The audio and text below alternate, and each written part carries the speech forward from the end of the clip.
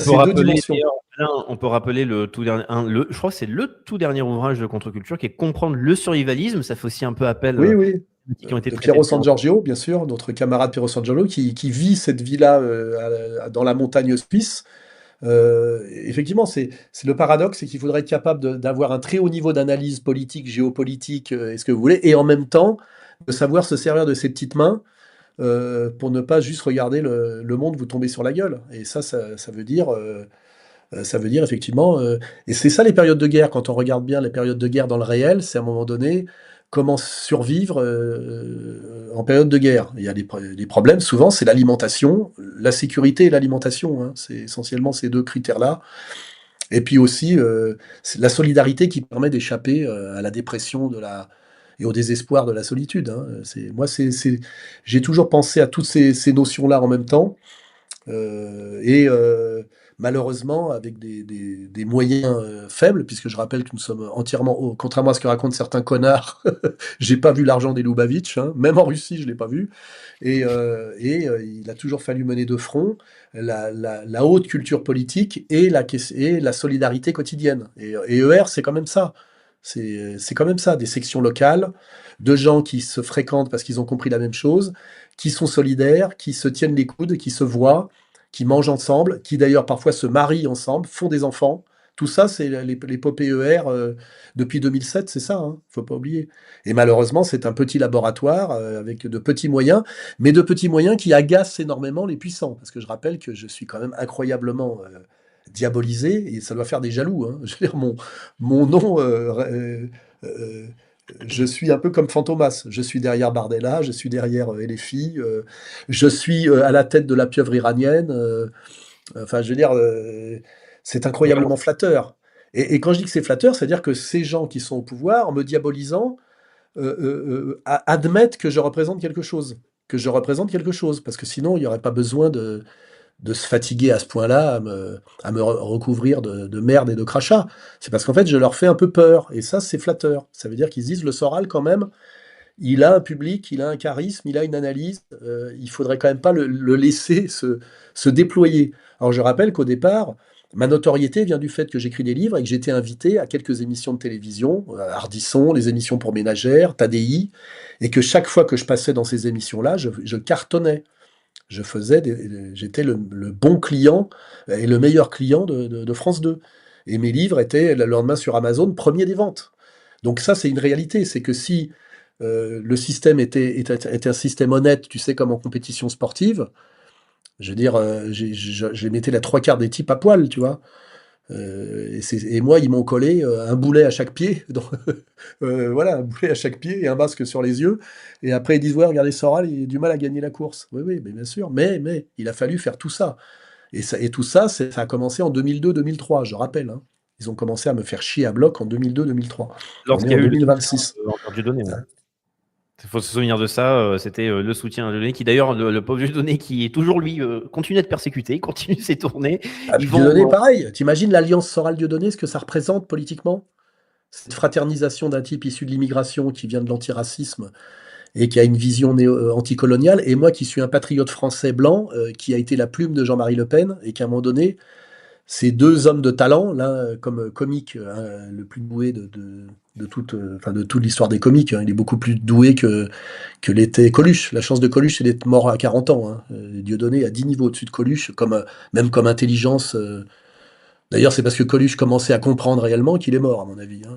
Il serait devenu Dieudonné s'il avait pu vivre quelques années de plus. Je connais bien le sujet aussi. Mais cette alliance Dieudonné-Soral qui existe toujours malgré des aléas, et je rappelle que c'est une alliance qui remonte au milieu des années 2000, hein. On a commencé à fraterniser vers 2003, un truc comme ça, hein.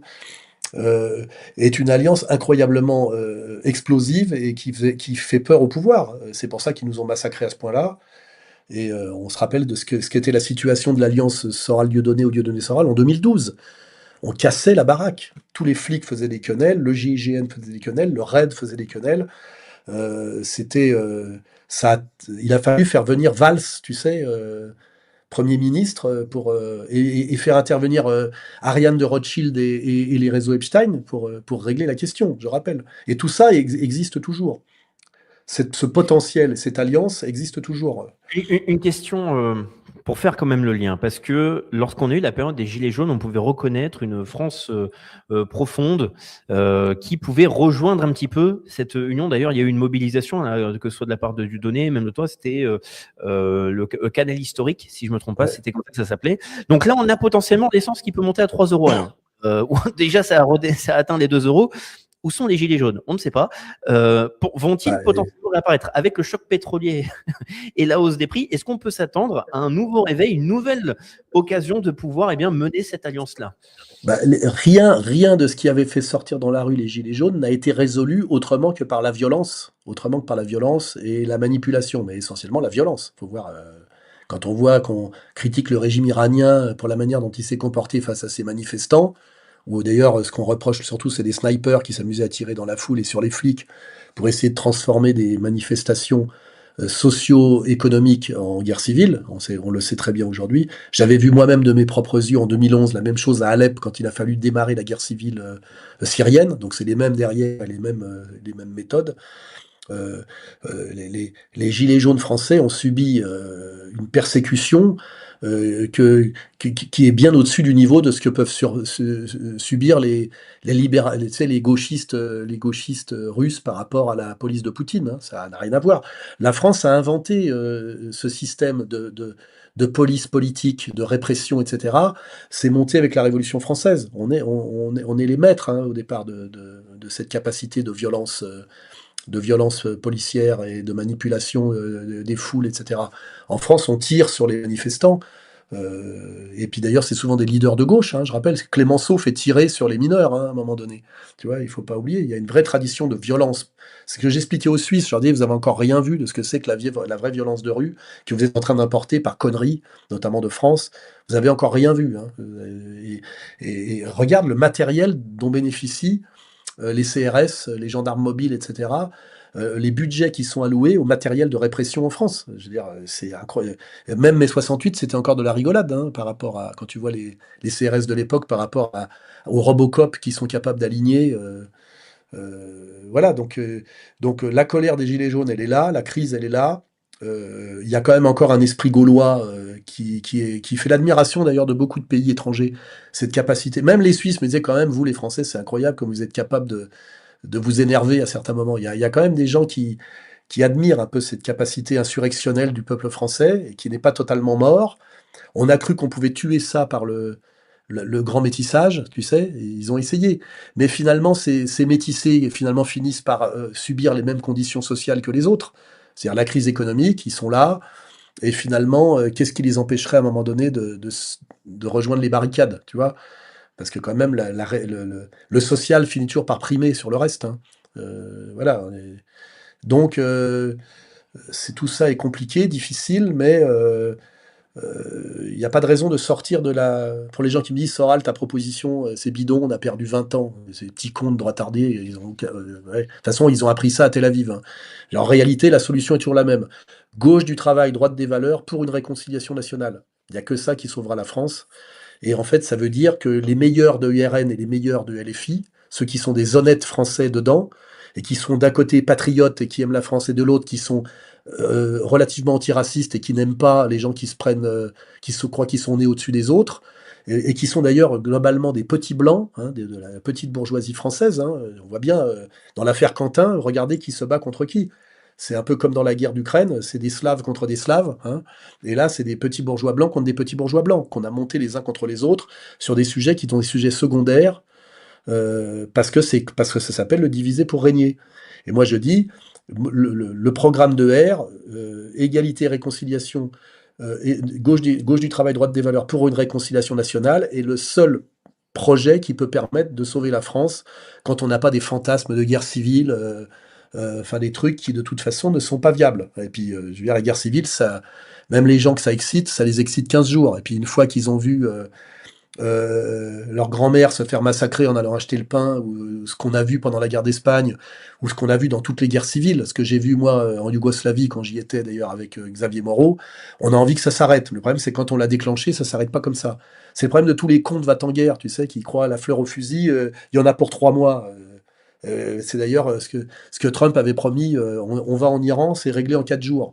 Je te garantis que là, il chiale un peu quand même pour essayer de s'en sortir, hein. Donc, n'oublions jamais, hein, les fauteurs de guerre, hein, les fauteurs de Hmm. guerre, et les fauteurs de guerre civile, c'est quand même les pires, à mon avis. Parce qu'une guerre civile, ça se passe chez soi et entre soi, quoi. Puis c'est toujours des salopards de 50, 60 ans, 70 ans, les Golnadel, les BHL, qui poussent des gamins de 20 ans à foutre leur vie en l'air, hein. Rappelons, n'oublions pas ça, hein, l'affaire Quentin. Il n'y a que des perdants dans ce genre d'affaires, hein. Voilà. Exactement. Alain, ça fait 2h38. Je pense que on arrive à la conclusion de cette émission parce qu'en plus, voilà, Alain nous fait le plaisir d'être là alors qu'il est en plus malade et en plein Ouais, ouais, processus ouais. d'exercice, ce qui n'est pas rien. Donc, merci pour tout ce temps. Je pense qu'on peut arriver, comme je viens de le dire, à la conclusion. Je le rappelle parce qu'on a parlé donc de soutien et aussi même de formation. Donc, il y a le site Égalité et Réconciliation. Il y a alain-soral.com si vous voulez soutenir directement le travail d'Alain Soral. Vous allez pouvoir voir ces entretiens exclusifs qui sont sur ce site, ainsi que d'autres avantages. Je vous laisse regarder directement sur la page pour le soutenir. Également Contre-Culture, la maison d'édition. Et aussi, vous pouvez retrouver pour les abonnés à la revue, eh bien, tous les mois des testicules dans la revue qui nous fait le plaisir de participer. Donc, n'hésitez pas, vous avez tous les liens qui sont. Et n'oublions pas aussi Fait Document, 9 Et euros par mois et moins cher si vous abonnez sur l'année. Tous les mois, une enquête et un portrait qui permet de comprendre ce qui est le plus compliqué pour la politique, c'est les réseaux. Les réseaux, parce que c'est ce qui est le plus caché. On nous montre les idées, on nous montre les têtes d'affiche. Ce qu'on nous montre pas, c'est les réseaux. Et les réseaux, c'était le travail de Ratier. Et c'est pour ça que la collaboration avec Ratier était très, très productive. C'est dommage que Poussard ait décidé de voler de ses propres ailes, c'est un autre sujet. Mais quand on maîtrise les concepts, qu'on connaît l'histoire et qu'on maîtrise les réseaux, on est vraiment formé politiquement. Il y a vraiment ces trois dimensions, les têtes d'affiche, les idées, les réseaux. Et ça, c'est euh, égalité-réconciliation, contre-culture, fait document, et puis alain-sorel.com, c'est le généraliste qui essaye d'assembler tout ça. Voilà. Absolument. Alain, j'ai une dernière question, alors là qui est purement personnelle. Voilà, on est en fin d'entretien. Ça m'est déjà souvent arrivé de faire des questions annexes. On a pu parler de sport, des fois même potentiellement de films, etc. Donc là, un conseil pour tous ceux qui nous regardent, parce que je me souviens d'un entretien en 2012, je crois, c'était l'entretien Mélomane. Alain, qui est attaché à la culture musicale et aussi à son époque. Que peux-tu conseiller, parce qu'on en a parlé de lecture, que peux-tu conseiller comme musique, artiste, que tu apprécies énormément, que tu considères comme un fondamental à connaître, ou qui peut être même une bonne période en ce moment pour découvrir et écouter? Voilà. C'est compliqué parce que moi, je suis attaché à l'époque de ma jeunesse. C'est quand on est jeune qu'on a des engouements pour la musique, la littérature, la poésie, tu sais, où on se crée son espèce de panthéon, et puis après, on vit dessus, puis on rajoute des petits trucs. Donc, euh, moi, paradoxalement, j'écoute à la fois de la chanson française de qualité de la grande époque, Brel, Brassens, même Nougaro d'ailleurs, même, ouais, il faut pas l'oublier. Et puis pour les côtés quoi, un peu rigolos, Dutronc et, euh, et celui que j'aimais bien là, merde, j'oublie les noms parfois. Et puis ça remonte après, tu écoutes Piaf évidemment, et puis Fréhel, et puis Damia, enfin tu vois, des choses qui te font vibrer sur cette France populaire qui forçait le respect de la bourgeoisie américaine quand Edith Piaf allait chanter au Carnegie Hall, tu vois. Il y avait vraiment ce respect pour cette culture française populaire et poétique magnifique. Et puis par ailleurs, j'aime le rock'n'roll, c'est-à-dire anglo-américain. C'est le paradoxe, c'est que même si je suis très anti-impérialiste américain, je mets des jeans et j'écoute Jimi Hendrix. Mais il faut, voilà, c'est comme ça. Je me rappelle je me moquais à l'époque des communistes français des années 70 qui étaient nostalgiques de leur jeunesse quand il y avait le surréalisme. Je disais comment on peut être marxiste et aimer le surréalisme. Mais en fait, c'est parce que t'aimes ta jeunesse. Et ta jeunesse est toujours un peu naïve. Et ce que t'aimes, c'est pas forcément la rigueur, c'est c'est le charme voilà, de ce que tu as vécu à l'époque. Et moi, bah, j'écoute toujours la bonne pop musique anglo-américaine on va dire de la séquence 63-74. Hein. Alors après, bah, vous prenez ce que vous voulez dedans, les meilleurs Américains, les meilleurs Anglais. Et puis, voilà, Et puis à la marge, effectivement, des types qui ont réussi à produire de la qualité après cette époque-là, comme Radiohead, par exemple. Je reconnais que Radiohead, c'est quand même bien, même si c'est un peu triste. C'est un petit peu triste, mais c'est beau, quoi.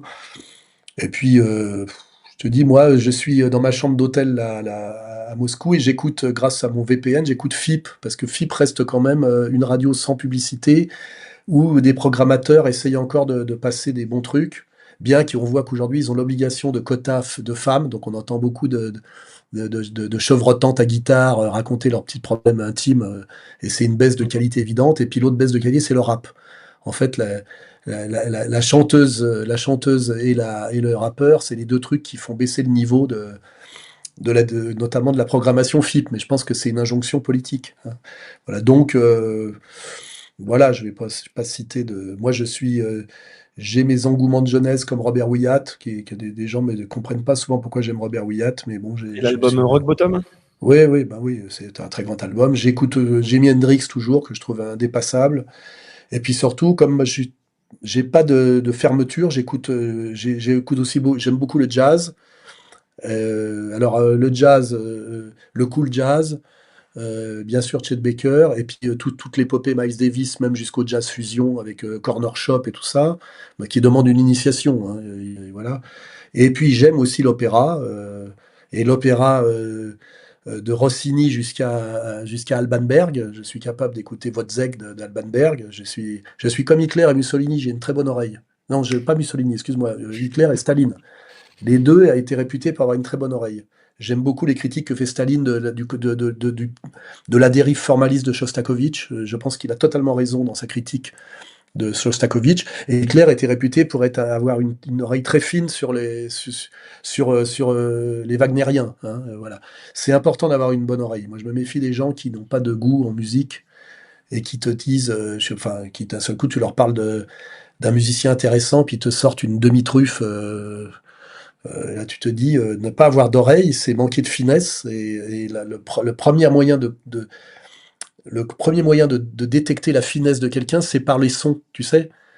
Moi, voilà, chanter juste et entendre les fausses notes. Tu vois, les gens qui n'entendent pas les fausses notes, et ben forcément, ça, ils les entendent pas non plus sur le plan idéologique, à mon avis. Tu vois, donc voilà, finesse de On, l'oreille et on- on- travailler on a son eu, oreille.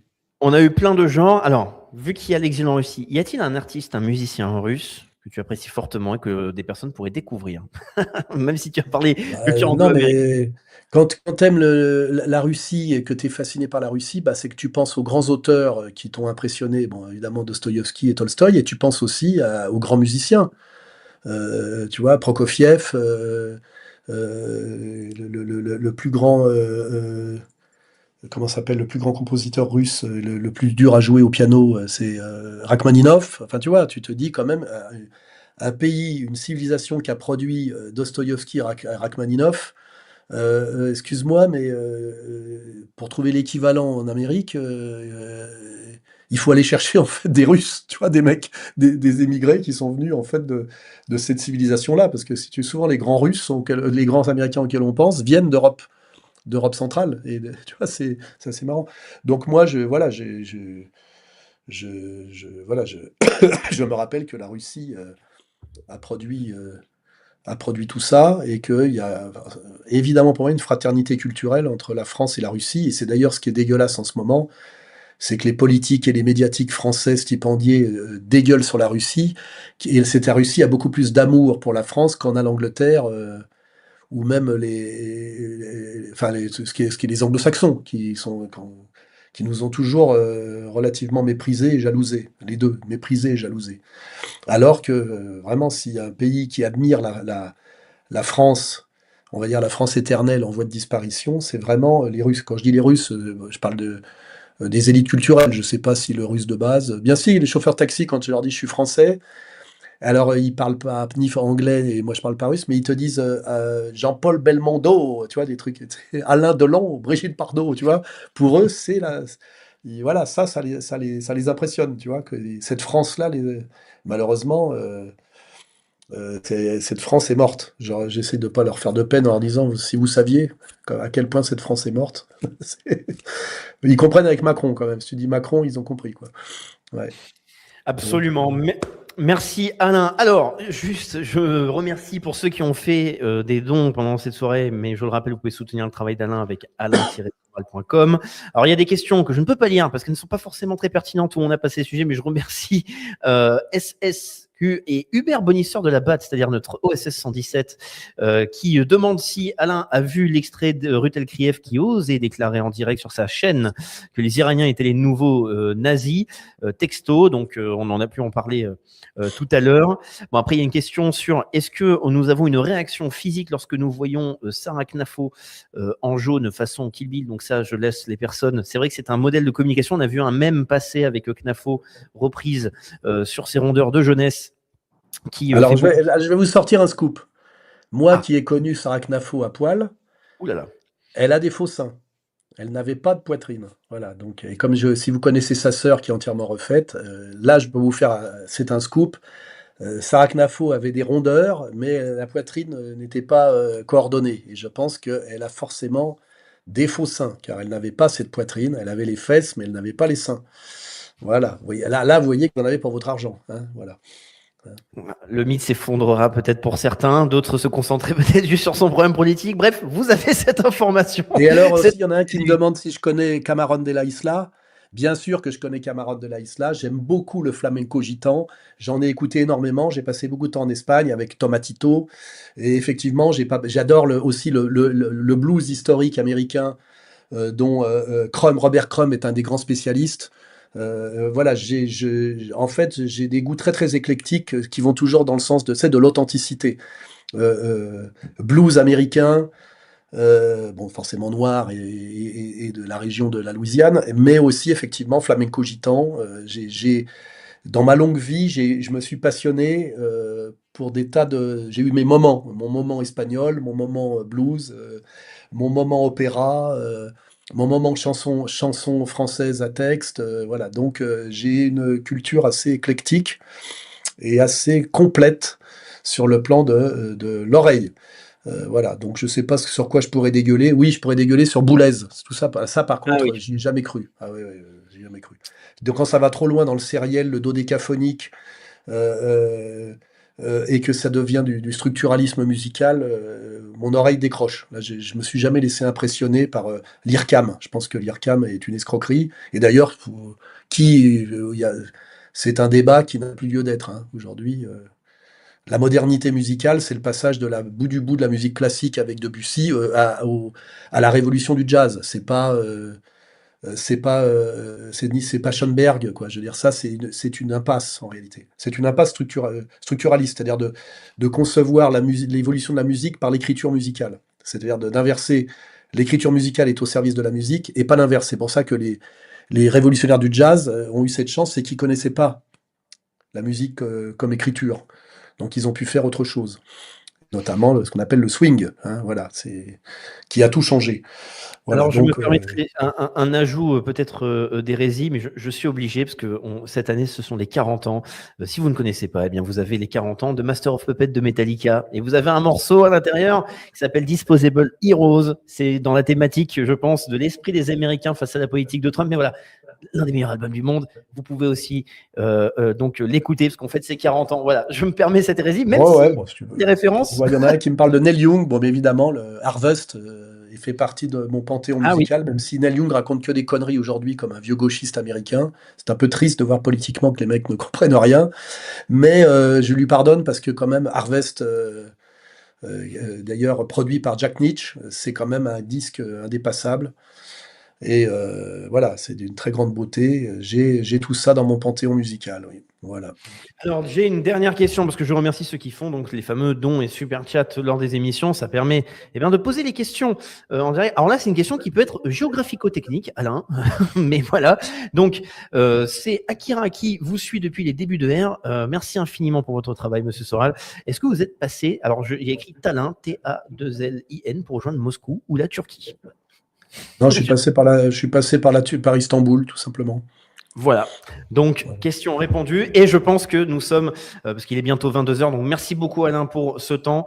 Je le rappelle encore une fois parce qu'on ne le voit pas derrière, mais là c'est l'axe de la résistance Paris-Moscou, parce que malheureusement Alain est maintenant exilé en Russie, en installation. Vous pouvez voir différentes émissions. Je vous conseille fortement un entretien très surprenant avec le Lord of War, Victor Bout, le sommet des infréquentables. C'est sur la chaîne. Ça, on rencontre pas ce genre de personnage en Suisse et même pas en France, même plus en France. Tu vois. Exactement, donc un polyglotte au parcours impressionnant. Il y a quand même un film avec Nicolas Cage qui a été fait en s'inspirant de sa personne, donc ce n'est pas rien, un échange en plus en français. Donc voilà, on sait qu'Alain va pouvoir récupérer et produire aussi du contenu, mais soutenez son travail parce que il y a la pression judiciaire et aussi, eh bien, le départ n'est jamais évident du tout. On n'a pas envie de... Il a fallu partir une main devant, une main derrière, tout lâcher et partir avec une petite valise en se disant que le combat valait plus cher que le confort, hein. Et puis aussi, c'est vrai que je sentais que si je ne partais pas vite fait, ça allait mal finir pour moi. Et moi, mon but, c'est de continuer la lutte, hein. C'est pas de prouver que je suis capable de rester au fond d'une cellule. Renoir est très bon dans ce combat-là, je le respecte infiniment pour ça. Mais les types qui me disent: «Ah Soral, tu n'as pas eu le courage d'affronter la justice», c'est pas la justice ça. C'est la tricherie, c'est-à-dire de me faire taire parce que ces gens-là n'ont rien à me répondre et qu'à un moment donné, ils ont choisi l'option, on lui fait fermer sa gueule. Et voilà, j'avais aucune raison d'accepter qu'on me bâillonne et qu'on me mette au fond d'un cachot pour me faire crever. Euh, on a un jeune homme qui s'appelle, un camarade qui s'appelle Hervé Ryssen qui a tenté l'expérience, il n'a pas aimé, hein. Et moi, on m'a dit: Alain, ne fais pas cette bêtise, le projet est très hostile, on est dans une période de guerre, une période de tension maximale. Si tu vas en prison, tu n'en sortiras pas vivant, hein. Et voilà. C'est important de le dire pour Hervé SM parce que on voit que l'union fait quand même la force parce qu'il y a eu des périodes de tension et d'embrouille avec Hervé SM, mais il a eu un parcours courageux et surtout il a fait la prison en tant que misophone. Il a été en isolement. Vous regardez son parcours, regardez son travail. Et puis il revient assez fort sur X, hein. Il a eu une période de flottement qu'on peut comprendre, il est sous bracelet, je crois, enfin, ils lui en ont mis plein la gueule, hein, mais il revient assez fort. Et moi, je suis capable d'oublier les petits différends, car je crois toujours que le nous est plus fort que le je. Et notre grosse faiblesse, c'est cette hypertrophie du je qu'on est incapable, voilà, à un moment donné, de sacrifier le je pour le nous. Et ça, moi, je crois que j'ai quand même cette vision du combat et de la France qui fait que je suis capable de beaucoup pardonner si ça revient dans le bon sens. Par contre, dans l'autre sens, je rappellerai que Vincent Lapierre, que j'ai aidé et que j'ai même formé relativement, et qui à l'époque se réclamait d'Hugo Chavez, aujourd'hui bosse avec Frontières, pour vous dire quand même si Hugo Chavez le regarde du haut du ciel, et je rappelle aussi qu'il était forissonien convaincu, hein. Il est passé de Chavez et Forisson, on va dire pratiquement aujourd'hui, à Frontières et Golnadel. Ça, c'est une vraie déchéance, hein. Il faut pas l'oublier. Voilà. Mais bon, il fait le trottoir. Il est à sa place en réalité. Il fait le trottoir. Voilà. On le salue quand même et on lui souhaitera un excellent dimanche. Merci beaucoup Alain pour cet entretien. Donc j'ai rappelé le moyen de le soutenir aussi, de suivre sur les réseaux. Et parce que je suis certain Alain qu'on se reverra très bientôt pour une émission spéciale. Mais en tout cas, dans 5 jours, la soirée de Géopolitique Profonde à Paris. Malheureusement, Alain ne peut pas être là. Mais ouais, j'aurais bien aimé en être, hein. Mais oui, mais on fera peut-être autre chose. Voilà. Donc suivez-nous sur les réseaux parce qu'avec GP, on continue à faire des événements de plus en plus importants. Mais surtout, il reste que quelques places. Vous avez le lien en description. Il n'en reste que quelques dizaines. Hein, donc profitez-en.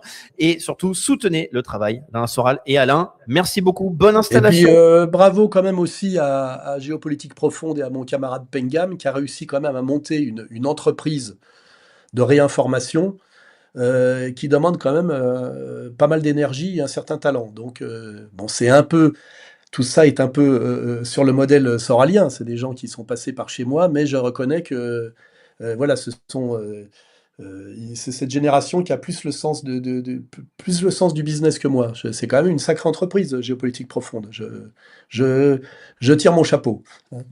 Voilà. Eh bien, merci. Et en tout cas, je vous souhaite à tous une excellente soirée. Comme ce sont les 40 ans de Master of Puppets, mettez du Metallica ce soir pour découvrir et aussi reprenez les conseils musicaux, voilà, et les inspirations d'Alain. Je vous dis à très bientôt. pour le GP, c'est demain matin, 7h sur la matinale avec Nicolas Stocker. Mais je suis certain qu'on se reverra dans quelques semaines avec Alain. En tous les cas, encore une fois, bon rétablissement Alain, bonne installation et à la prochaine.